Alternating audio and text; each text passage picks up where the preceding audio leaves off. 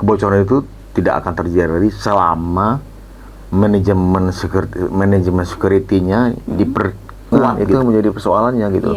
Jadi tidak semata-mata kita mengusulkan itu sesuai dengan pendidikan. Tergantung istilahnya pembinanya.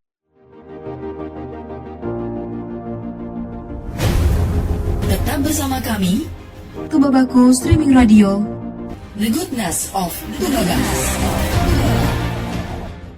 Assalamualaikum warahmatullahi wabarakatuh. Selamat pagi menjelang siang Tubabaku. Salam sejahtera Tabipun. Gimana nih kabarnya Tubabaku? Semoga senantiasa sehat dan jangan lupa semangat dalam menjalankan aktivitas. Kembali bersama saya Ananda Erika Putri dalam Dialektika Dialog Interaktif Tubabaku. Menurut siaran pers nomor 007-BKN-8-2024 yang telah terpublikasi di laman web official BKN pada 11 Agustus 2024 mengungkapkan bahwa terjadi kebocoran data ASN yang dimana tidak mengganggu layanan manajemen ASN. Selain itu terjadi pada waktu yang berdekatan yang dimana menurut rilis berita oleh BKN Tubaba pada tanggal 20 Agustus 2024, Pemkab Tubaba mengumumkan pembukaan CPNS dengan 30 formasi di mana 29 untuk umum dan 1 untuk disabilitas. Rilis sekali siang hari ini dan telah hadir bersama saya Bapak Kepala Badan Kepegawaian Sumber Daya Manusia, Bapak Novian Priyahutama, Sarjana Ekonomi Magister Manajemen. Selamat pagi menjelang siang, Pak. Selamat pagi menjelang siang. Gimana Pak kabarnya hari ini? Sehat. Alhamdulillah sehat. Pak, ini sedang ramai sekali di mana terjadi adanya berita pada 11 Agustus 2024, Pak. Di mana di situ ada berita menjelaskan bahwa adanya kebocoran data ASN. Nah, gimana Pak perkembangannya berita hingga hari ini, Pak? Mungkin saya buka dulu ya. Iya, boleh. Assalamualaikum warahmatullahi wabarakatuh. Waalaikumsalam warahmatullahi Saya wabarakatuh. sudah hadir di sini di Tubabaku di Kominfo dan podcastnya yang mungkin sudah kita lihat bersama, dan mungkin sekarang giliran Kepala BKSDM Tulung Barat mungkin sudah kita dengar tadi bersama, sudah disampaikan tadi perkembangan terkait dengan data tadi yang sudah menjadi berita nasional. Artinya selama ini ya berita itu ya lewat-lewat saja, tidak ada ya perkembangan yang meluas gitu. Iya. Dan juga jangan dibesar-besarkan. Iya. Karena berdampak, nantinya akan berdampak kepada ASN, ke masyarakat umum gitu loh. Artinya kalau sudah berita dari polisi seperti itu ya jadi konsumsi saja, tapi bukan untuk dipersoalkan gitu loh. Jadi tidak dipersoalkan karena kan lambat laun menghilang. Iya. Sampai menjelang pendaftaran si ASN ini, pendaftaran CPNS dan P3K yang kita baru buka di tanggal 19 dan mulai dilakukan pendaftaran di tanggal 20 Agustus ini, ya tidak ada masalah selama ini. Iya. Jadi mungkin menurut saya jangan dibesar-besarkan lagi dan tidak perlu dibesar-besarkan lagi karena persoalan sudah berjalan, sudah menghilang. Oh iya. Artinya sudah menjadi perhatian kita semua. Itu saya. Baik Pak, kalau boleh tahu data apa Pak yang seperti apa data yang bocor itu Pak? Data yang bocor itu kan sepertinya orang akan memberi satu pembocoran data itu ada seseorang atau oknum di luar sana, apa oknum orang dalam sendiri yang bermain data ASN gitu loh, dan disalahgunakan data itu untuk dipakai untuk kepentingan pribadi, untuk kepentingan dan jadi mencari keuntungan pribadi. Jika mempunyai data itu, dia akan menghubungi orang lain gitu. Seolah-olah itu data resmi dari pemerintah gitu. Itu yang disalahgunakan, dan itu perlu juga ada penegasan juga karena kita juga melihat ada undang-undang IT ya. Siapapun yang bermain data ya harus dihukum gitu. Artinya ada sanksinya gitu terhadap persoalan data ini. Jadi tidak main-main untuk memainkan data. Nah, tadi kan ada dampaknya tersendiri ya Pak untuk kebocoran data. Nah, gimana sih Pak cara meyakinkan masyarakat sendiri bahwa hal tersebut tuh aman untuk mereka? Aman artinya begini, selama ini kan tidak ada laporan gitu dari masyarakat itu sendiri. Dan kita juga secara normal saja gitu loh. Data-data kita yang terintegrasi ke BKN-nya tidak ada masalah gitu loh. Jadi berjalan apa adanya. Jadi tidak berdampak lah dari persoalan itu, karena yang diingat tidak ada masalah gitu loh. Dan kita untuk teman-teman masyarakat dan ini kawan-kawan Pemda juga ya nggak terpancing dengan itu gitu, karena ini kan sudah menjadi persoalan nasional gitu. Iya. Bela penanganannya juga secara pusat gitu. Kita hanya menerima hasilnya saja, dan kita tidak memperluas atau memperlebar persoalan itu aja yang akan kita lakukan. Gitu, Pak. Nah, dalam kebocoran data ini apakah sering terjadi? Apa terjadi pada kemarin 11 Agustus saja, Pak? Kalau kebocoran data ini kan memang baru sekali ini terjadi gitu, dan kita juga tidak mengharapkan, karena ini kan dampak dari yang sebelum-sebelumnya. Bahkan data yang agak menjadi persoalan besar kan data dari Kementerian Kominfo kan. Iya. Nah itu yang berdampak, akhirnya data lain juga dicoba untuk dihack orang gitu, atau dicari untuk menjadi konsumsi, sehingga mereka akan menyalahgunakan data itu. Menurut Bapak, apakah ada kemungkinan terjadi ada kebocoran data, Pak, selanjutnya di waktu kemudian? Ya mungkin, ya kalau kami berharap ya kebocoran itu tidak akan terjadi selama manajemen security-nya diperkuat gitu loh, dari BKN gitu loh. Perlindungannya ya, Pak? Perlindungannya. Jadi security-nya itu harus diperkuat dari pusat gitu. Karena kita ini kan semakin kemari semakin berganti tahun, berganti juga digitalisasi, semakin berkembang gitu loh. Jadi kita perkuat aja sistem security-nya gitu loh. Baik, Pak. Sebenarnya dalam kebocoran data ini siapa sih yang berperan, yang paling berperan dan paling tanggung jawab dalam kebocoran data? Semua orang bisa berperan, karena seorang itu bisa menyalahgunakan kewenangan itu gitu loh. Artinya seorang begitu bisa mendapat kebocoran itu, dia akan memanfaatkan kebocoran itu gitu loh. Untuk kepentingan pribadinya, untuk pribadi, ini kan oknum ini. Yang bisa kan oknum, bukan orang pribadi. Kalau atau orang dalam sendiri gitu loh yang menjualkan data itu, ini menjadi satu pengkhianatan lah ya terhadap negara ini. Jangan sampai orang dalam sendiri menjadi pihak di dalam negaranya itu sendiri. Karena data ini nggak main-main gitu. Data itu, apalagi data pribadi atau data pemerintah, itu kan betul-betul dilindungi gitu loh. Harus mendapat perlindungan yang ketat gitu loh. Apalagi data pribadi orang per orang gitu. Dampaknya nanti memperluas ya, Pak? Memperluas, artinya disalahgunakan itu tadi. Penyalahgunaan informasi. Penyalahgunaan informasi gitu. Dan apalagi di dalam undang-undang IT ini kan sekarang jadi berkembang, semuanya bisa diambil data itu loh.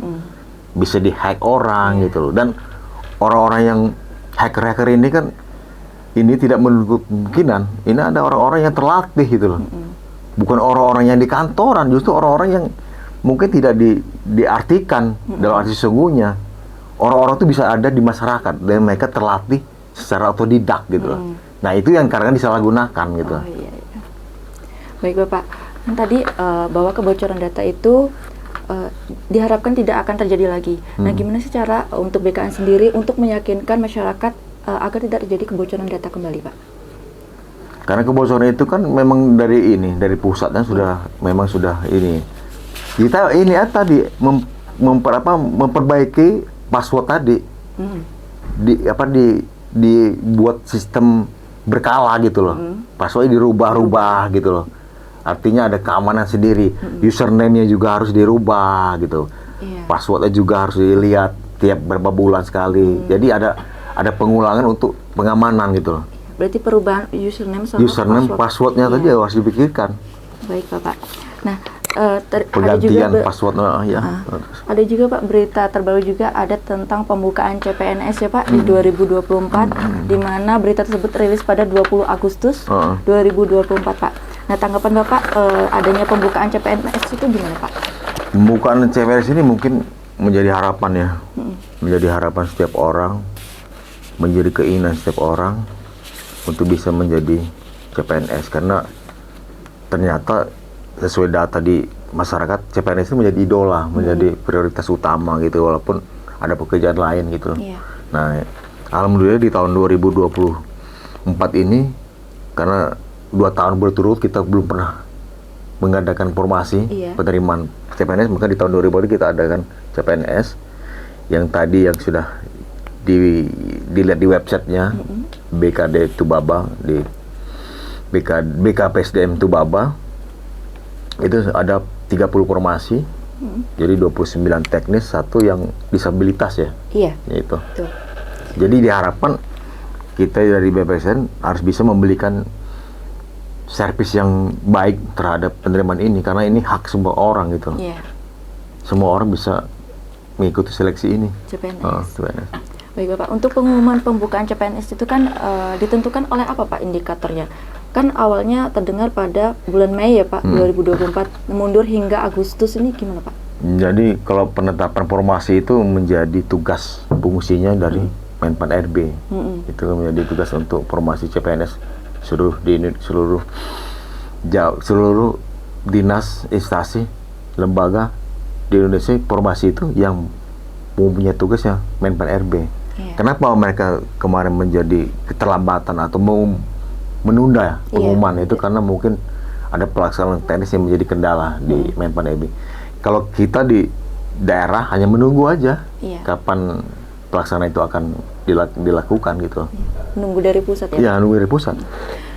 Nah, terkait CPNS ini kan adanya kuota Pak, kuota di tiap-tiap kabupaten. Di mana kuota di Tubaba ini masih terbatas ya Pak, 30, di mana 29 itu umum, 1 untuk disabilitas. Nah, gimana sih Pak cara penentuan kuota untuk setiap kabupaten? Karena kuota ini kan menjadi pertimbangan daerah. Menjadi pertimbangan daerah ya, kembali kalau zaman sebelum ini kan, sebelum Covid ya, sebelumnya 2010 itu kan sistem penerimaan pegawai itu masih diusulkan melalui pemerintah daerah, diusulkan ke Menpan RB dengan sebanyak-banyaknya gitu. Jadi apapun yang diusulkan pemerintah daerah akan diakomodir. Ternyata di 2021 sampai sekarang itu menjadi kendala daerah, karena kembali ke pendanaan daerah, kemampuan keuangan daerah gitu. Itu yang menjadi persoalan kita gitu. Kembali ke DAO, walaupun DAO itu udah diberikan ke masing-masing daerah, ternyata di DAO itu disitulah pemerintah daerah melalui bupati akan menentukan berapa yang akan kita rekrut pegawai ini. Itu pun dilihat dari kemampuan keuangan daerah. Apalagi sistem penggajian kita melalui dana dari pusat itu ada namanya undang-undang yang terkait dengan penggajian itu 30%. Perimbangannya 30%. Jadi DAO itu tidak boleh, gaji pegawai tidak boleh lebih dari 30% untuk DAO ini. Itu makanya itu yang selalu kita pakai ya, 30% itu. Makanya kendala uang daerah itu menjadi persoalan. Makanya pemerintah Tulang Bawang tidak begitu banyak. Iya, kuotanya terbatas. Kuotanya terbatas karena penganggaran daerah. Iya. Nah, selain kota Pak, ada formasi CPNS yang setiap daerah itu berbeda-beda ya Pak. Nah, bagaimana sih menentukan formasi CPNS di setiap daerah kabupaten itu Pak? Itu berdasarkan analisa jabatan dan analisa beban kerja gitu. Dia disusun oleh masing-masing instansi daerah. Di sini kan ada data Depodi, ada SIS DMK yang dari kesehatan itu. Nah, itu yang menjadi data yang menjadi usulan daerah gitu loh. Dari kesehatan dan data Depodik. Data Depodik yang diusulkan di DPD dan data yang diusulkan oleh Dinas Kesehatan. Itu yang jadi ukuran untuk usulan formasinya. Iya. Dan itu formasi itu bukan hasil rekayasa, itu hasil usulan dari kita gitu loh, ke BKN. Berarti dari usulan-usulan ya Pak? Dari usulan dari dua tadi, dinas tadi, Depodik sama Dinas Kesehatan. Iya Pak. Nah, untuk indikator atau parameter komposisi CPNS setiap provinsi dan daerah terkait pembukaan CPNS dan kuota itu seperti apa Pak? Itu melihat ini analisa jabatan dan ABK, analisa beban kerja, dan kemampuan keuangan. Itu yang di awal saya ngomong, tetap yang menjadi indikator utamanya itu ya keuangan. Karena keuangan semua dikembalikan ke daerah gitu. Sebanyak permintaan kita, kalau keuangan kita nggak ada, nggak mampu kita untuk bayar gitu. Iya. Jadi seperti itu. Kembali lagi pada keuangan daerah ya. Keuangan daerah itu menjadi kunci utamanya. Ya. Untuk formasi sama kuota tadi, nah itu kan menurut pemerintah itu akan ditentukan oleh pemerintah ya Pak. Iya. Nah, sebenarnya tuh yang dibutuhkan pemerintah pendidikannya seperti apa Pak? Contohnya saya nih pertanian Pak, bahwa di pertanian di Tubaba itu hanya satu Pak untuk kuota dan formasinya. Itu gimana Pak? Jadi pembidik itu dilihat lagi dari istilahnya pembinanya, seperti dari kesehatan, Iya. keuangan, terus ke pertanian. Itu kembalikan ke instansi pembinanya gitu. Kebutuhan yang kita usulkan sesuai aja ABK yang diusulkan dari daerah itu, kita pakai dasar itu tadi, kebutuhan dari kementerian pejabat pembinanya. Ada kementerian Iya. kesehatan, ada pertanian, ada pendidikan, Ada keuangan, kesehatan. itu menjadi persoalannya gitu. Iya. Jadi tidak semata-mata kita mengusulkan itu sesuai dengan pendidikan. Iya. Tergantung instansi pembinanya Iya, di pusat. Jadi seperti itu. gitu Pak. Nah Pak, untuk CPNS ini pasti sudah banyak yang menunggu pembukaan CPNS. Apakah ada kiat-kiat ataupun prepare untuk masyarakat yang ingin mendaftar CPNS? Ya kalau pendaftaran itu kan terkait dengan pendaftaran kan, terkait dengan syarat. Syarat utamanya kan mendaftar. Iya. Jangan sampai kita di dalam memenuhi syaratnya salah gitu. Itu yang pertama, syaratnya salah. Ngisi tujuan suratnya salah Iya. gitu loh kan. Alamatnya salah gitu loh kan. Kemudian belajar dan belajar gitu loh. Tidak ada ya di dalam namanya seleksi itu tidak belajar, harus belajar. Karena banyak juga persoalan kita ini walaupun sudah belajar kok tidak lulus. Ya, itu tadi. Belajarnya seperti apa gitu loh. Iya.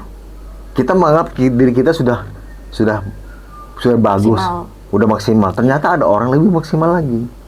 Ya kan? Nanti ada SKD, ada SKB di situ nanti Iya. kan ada sampai kompetisi dasar dan kompetisi bidang ya Iya. kan. Nah, itu yang jadi persoalan kita gitu. Jadi harapan saya kalau kita mau menjadi CPNS itu ya itu tadi belajar dan belajar. Dan jangan lupa berdoa sama Allah, pada Tuhan. kepada Tuhan ya Mas ya. Iya. Karena dari beliaulah kita bisa berhasil, kita bisa berharap. Iya. Kalau berjuang tanpa doa juga Sia-sia. Ya? sia-sia. Begitu juga hanya berdoa tidak belajar sama Iya. juga. Jadi harus berimbang. Harus berimbang semua itu. Ya Pak. Tidak terasa kita sudah di penghujung acara. Apakah ada closing statement dari Bapak untuk masyarakat Tubaba khususnya? Closing saya mungkin dari Kepala BPKSDM Tubaba ya, tolong bisa diikuti gitu loh formasi penerimaan CPNS ini, karena ini salah satu cara kita untuk berkarir di jabatan pemerintah. Iya. Dan tidak setiap tahun kita, karena kebijakan selalu berubah gitu loh. Nah, di tahun ini gunakanlah kesempatan ini untuk bisa mendaftar menjadi CPNS. Siapa tahu aja rezekinya di kita gitu Iya. loh. Karena ini saya yakin banyak yang daftar. Iya Pak. Banyak yang daftar gitu loh. Gunakan kesempatan ini. Ada. Jadi menggunakan kesempatan yang ada ya Pak. Dan jangan lupa untuk usaha dan berdoa. Dan soal berdoa itu penting. Iya. Baik, terima kasih Bapak sudah meluangkan waktunya di ruang podcast Tubabaku. Dan untuk masyarakat Tubabaku, terima kasih juga yang telah menyaksikan konten-konten Tubabaku hingga hari ini. Saya Ananda Rika Putri dengan tim yang bertugas pamit undur diri. The Goodness of Tubaba. Wassalamualaikum warahmatullahi wabarakatuh. Waalaikumsalam warahmatullahi wabarakatuh.